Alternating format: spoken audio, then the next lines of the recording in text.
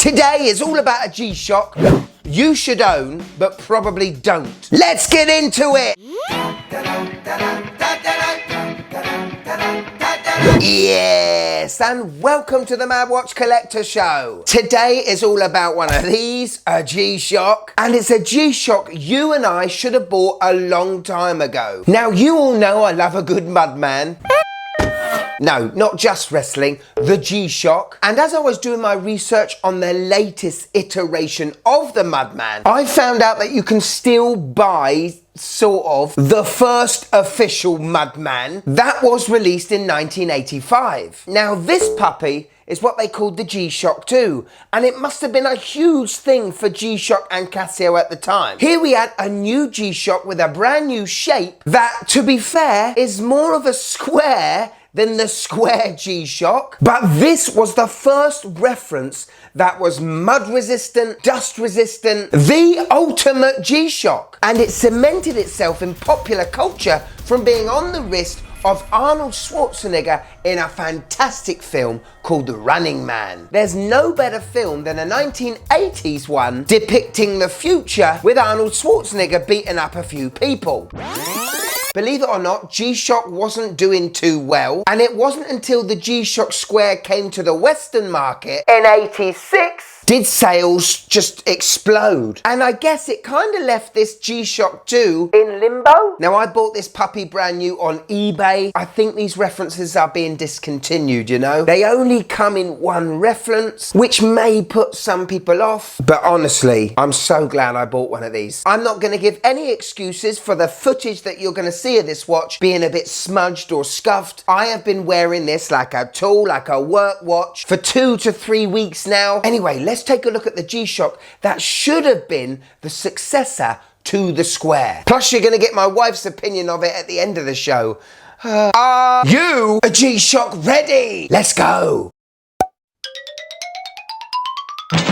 And look at this puppy, isn't it awesome? Straight away it reminds me of, I don't know, a sci-fi 1980s monitor, maybe a panel screen that's on a spaceship, maybe an Alien or Blade Runner. This thing is 80s and I absolutely love it. Huge resin protection here. Yes, it is a negative display, but that's all you can buy unless it's pre-owned these days. It is quite a chunky watch, okay? But you will be surprised how well it fits on your wrist. Trust me. Now, the first release of this watch in '85 had those cool red buttons, and those buttons are a very distinctive feature of this watch because it's almost like shroud buttons over the actual buttons, which gives it that mud protection. Don't forget dust! Yeah, dust too. Now, let me put this actual Gshock Square up against the Gshock Square that we've been told is a square. Well, we know full well it's an octagonal shape. As you can see, the 5500 is a little bit bigger. There's a lot of resin there. The 5600s have a diameter of about 43 millimeters. This DW55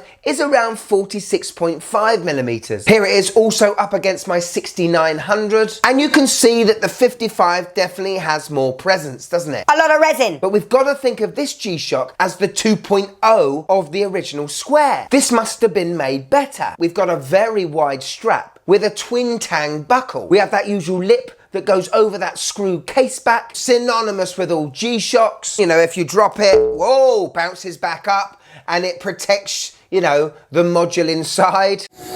Inside we've got a 3433 module, which gives us world time, stopwatch, countdown timer, and 3 alarms. Yes, this watch does have a negative display, but it looks like we do have that electroluminescent screen because the backlight is very clear in the night times, and you can keep that on between 1 and 3 seconds. Now, the problem with most mud-resistant G-Shocks is the buttons tend to be a bit stiff. I would say that compared to my 9000, this is pretty easy. Hello. On my 6.5-inch wrist, and this, ladies and gentlemen, is where the magic happens. I do not own another G-Shock that conforms to my little wrist like this DW5500. It is one of the most comfortable G-Shocks I own, that's 100% sure, all to do with the thickness of the strap and the way it comes out from the lugs. Look at this, look at this.